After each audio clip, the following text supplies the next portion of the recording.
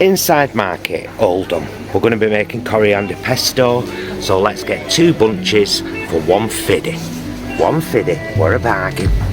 Okay, right, I'm going to do all of my pesto recipe today in my NutriBullet. Look at this, I've had this for like, probably about 15 years, so it's filthy.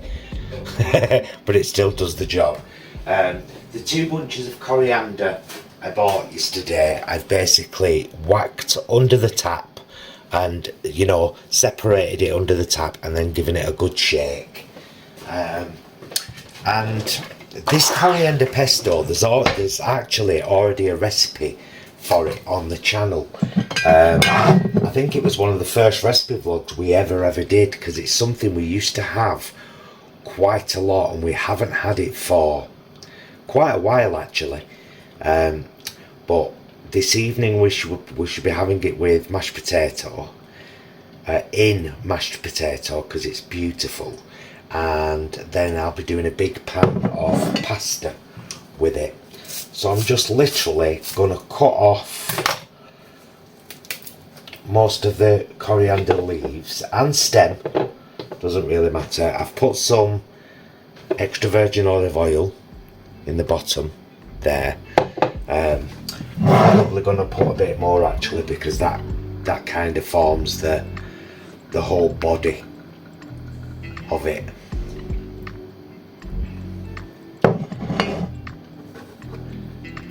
Plenty, always plenty of garlic is going in there. Cut off the rest of these leaves, and there's quite a lot of flavour in the stalks too, but we don't use too much of the stalks. We just want to get down to where the leaves are. Now you can use any kind of nut for this recipe. It depends on what you want to use really. I used to use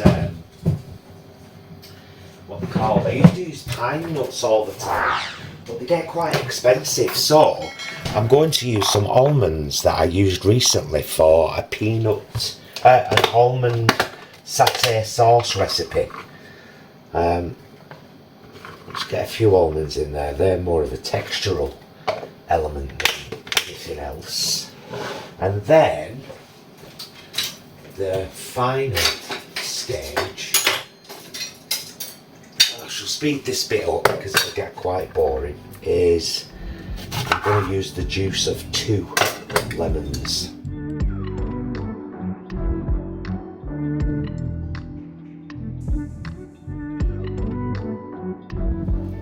That's pretty much it. Oil, coriander, some kind of nut, garlic and lemon juice. I'll blitz it and I'll be right back. Okay, so we'll call that the first do of it. It's now extremely thick. Can you see? Very, very, very thick in there. So we want a bit more oil, quite a bit more oil actually, because I'm also going to be adding another big handful of coriander, because I bought 2 bunches. I'm going to save 1 bunch for another one of these, so that I can do it like with sweet potato and coriander. I'm going to save at least half a bunch, but that gives me half a bunch more to use in this here pesto. So we'll whack that in. Just a little bit more.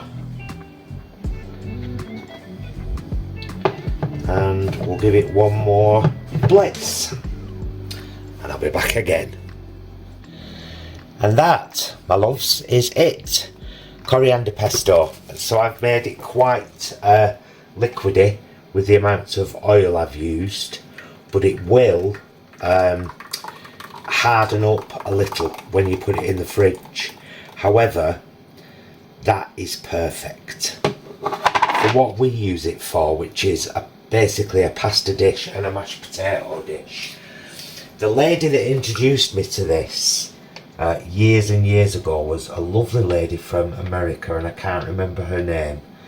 And of course she called it cilantro pesto, because coriander is called cilantro in America.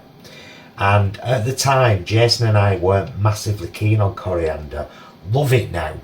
But it has to be said that this pesto does not taste of coriander.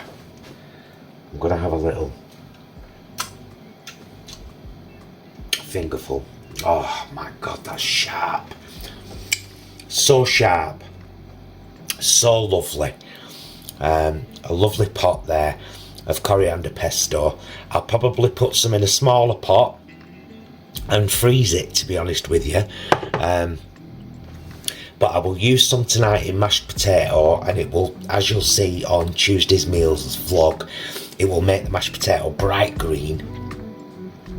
And I will use some in a pasta dish, and then I'll probably freeze some, but you could drizzle it on pizzas. It's nice on toast, I'm not joking. It's just a really, really good pesto. So I hope you give it a shot. I hope that was quick, and I'll see you very soon. Bye, loves.